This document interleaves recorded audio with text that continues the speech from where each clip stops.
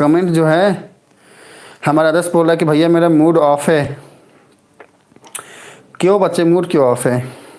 चलो अब आओ देखो, सुनो, देखो half into base into height की ज़रूरत अगर हमें पैरेलल नहीं दिया रहता ना दृष्टि तो पड़ सकती थी। हम तो सिमिलर आराम से प्रूफ कर सकते हैं इसको, तो फिर हम half into base into height की माने वहाँ पर जाने का वैसे कुछ खास ज़रूरत नहीं है। ठीक है, ओके।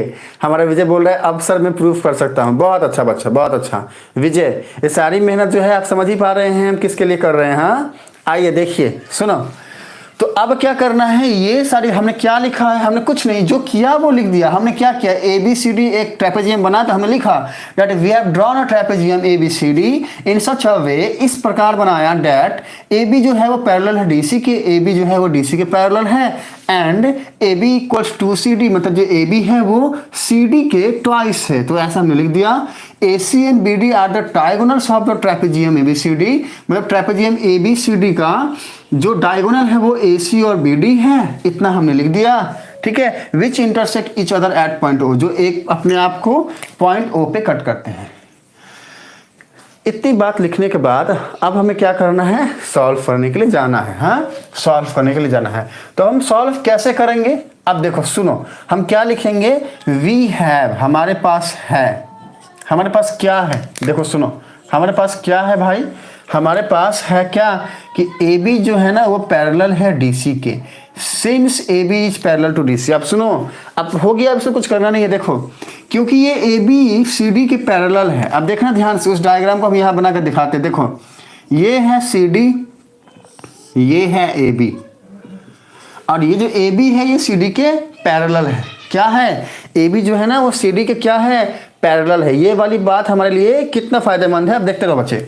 अब क्योंकि ये जो ए बी है ना ये सी डी के पैरेलल है, ये वाला ए बी सी डी के पैरेलल है। अब क्या हो रहा है, देखो ध्यान से, ये जो ए और सी, ये जो पॉइंट ए और सी है इसको मीट करो।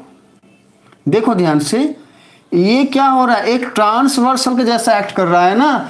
अगर हम इसको पॉइंट को आगे बढ़ा दें कुछ इस तरीके से, ये वाले लाइन को भी आगे बढ़ा दें और इसको भी आगे बढ़ा दें, कुछ इस तरीके से आगे जो है प्रोड्यूस कर दे, तो देखो क्या हो रहा है, ये एक लाइन है, ये एक लाइन है सी डी ए बी, और इसको एक ट्रांसवर्सल कट कर रहा है। तो अल्टरनेट इंटीरियर एंगल इक्वल होते हैं बच्चे, ये आप सबने पढ़ाई किया होगा। हाँ अल्टरनेट इंटीरियर एंगल मतलब क्या है, ये जो जेड वाली बात बनी है ना, देखो ध्यान से, ये क्या बन रहा है, जेड बना ना, तो ये जो एंगल होगा ना, ये वाला ध्यान से देखना बच्चा, ये जो एंगल होगा ना ये वाला, ये इसके इक्वल होगा।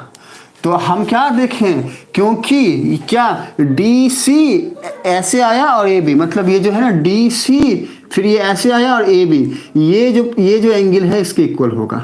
हम सिंगल डॉट से डिनोट किए।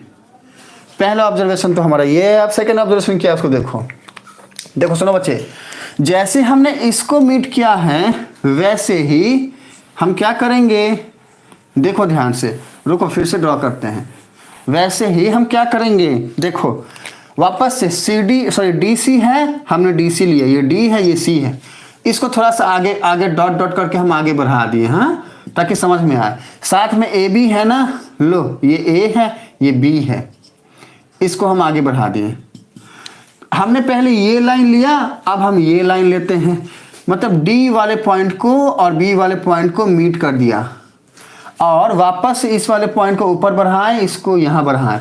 तो वापस से क्या हो रहा है, ये एक लाइन है, ये एक लाइन है, और ये एक ट्रांसवर्सल है, डी बी ट्रांसवर्सल, ये और ये लाइन को कट कर रहा है। तो वापस जेड बना ना, देखो ध्यान से, ऐसा जेड बना, देखो बच्चा, देखो यहाँ भी जेड बना। तो अल्टरनेट इंटीरियर एंगल क्या होते हैं, इक्वल होते हैं। मीनिंग क्या है कि ये एंगल इस एंगल के इक्वल होगा। तो ऑब्जर्वेशन क्या आई, ऑब्जर्वेशन आई कि भाई ये जो है ना ये भी तो जेड बना, तो मतलब ये एंगल जो है डबल डॉट दिए बच्चा, इसके इक्वल होगा। देखो ध्यान से। और तीसरा क्या है, देखो ध्यान से, ये जो है ना बी डी और ये सी डी एक दूसरे को ओ पॉइंट पे कट कर रहे हैं, तो ये जो एंगल है ना इसके इक्वल हो जाएगा। Vertically opposite angle, vertically opposite angle बच्चे।